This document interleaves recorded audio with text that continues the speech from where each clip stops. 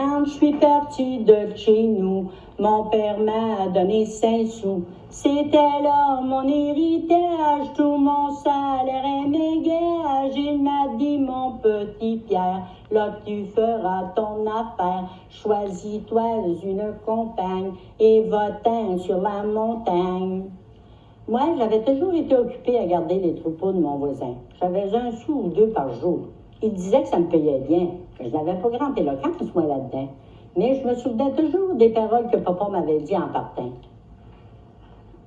Cela m'avait mis farouche. J'avais mis mes belles culottes d'Irlande, mon beau gilet blanc, monté sur mon 36. Fait à taille, je vous assure que j'avais pas trop de chantemine. Ma toilette finie, je pars en pleine jambe. J'arrive au village. Tout essoufflé, vous pouvez bien croire. Je m'adresse à la première porte. Bang, bang. Qui est là? Pierre Michaud. Entrez, lui dit mon vieux. Me dit le vieux. J'entre en faisant ma belle façon, comme vous me connaissez toujours.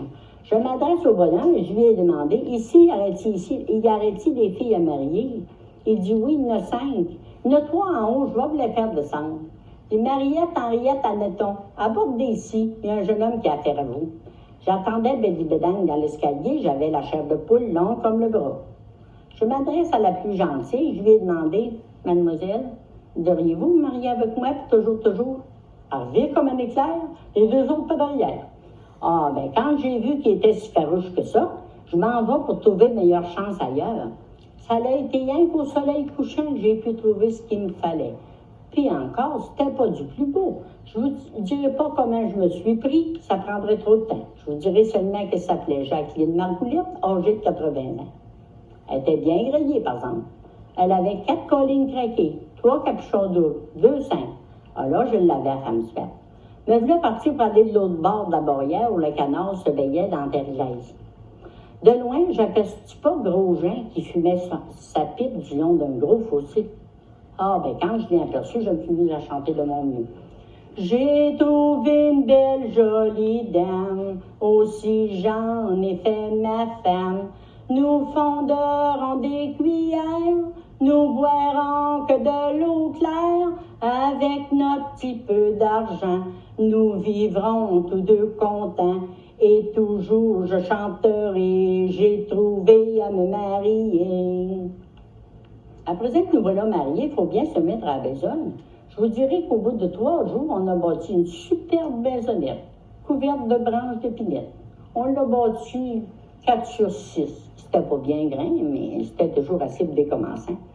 On avait un petit ménage, de la vaisselle à notre usage, aussi un beau lit d'herbe Saint-Jean, tout couvert de bourragans, aussi 2 écuelles de bois pour manger de la soupe au pois, et toujours je chanterai, j'ai trouvé à me marier.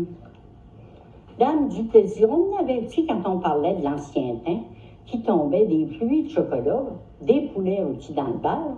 On était heureux comme des princes, point d'inquiétude pour l'avenir. On s'en allait à la messe, bras dessus, on s'en revenait de même. Personne n'avait rien à dire, on était mariés pour toujours. C'est vrai que le bonheur ne peut pas toujours durer sur la terre, parce que ça va faire 1 an, 36 du mois qu'on va prendre. Ma pauvre Jacqueline a bien perdu la vie. Le beau tour quand elle m'a joué de partir sans m'avertir. Si elle me l'aurait dit, j'aurais pu envoyer des nouvelles à ma grand-mère qui est par là. Mais non, point de nouvelles. Enfin, je me suis lassée d'attendre et je me suis dit, je retourne au pays des récollets. Je retourne au pays des récollets pour y faire mes emplettes et je vais me remarier aussitôt que je trouverai. Je prendrai une fille sage s'il y en a dans le voisinage et vous tous qui m'écoutez, aux noces vous êtes invités.